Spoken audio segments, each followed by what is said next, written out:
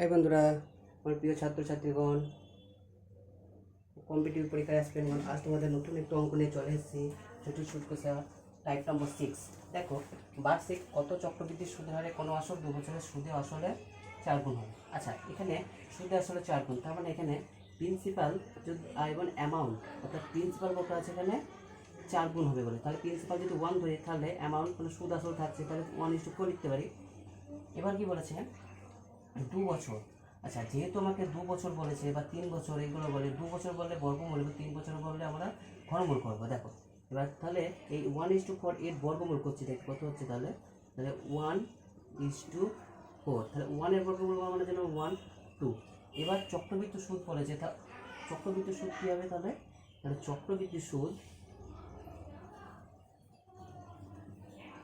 দেখো 2 বিয়োগ মানে আসল তো 1, 2 বিয়োগ 1 গুণ 100।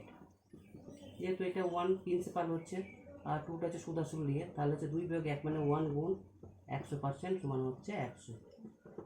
আজ অঙ্কটা এতটাই থাকলো। আশা করি প্রিয় ছাত্রছাত্রী কোনো বন্ধুরা তোমরা বুঝতে পেরেছো। বুঝতে পারলে তোমরা লাইক, কমেন্ট এবং শেয়ার করতে যেন ভুলবে না। ততক্ষণ তোমরা সুস্থ এবং ভালো থেকো।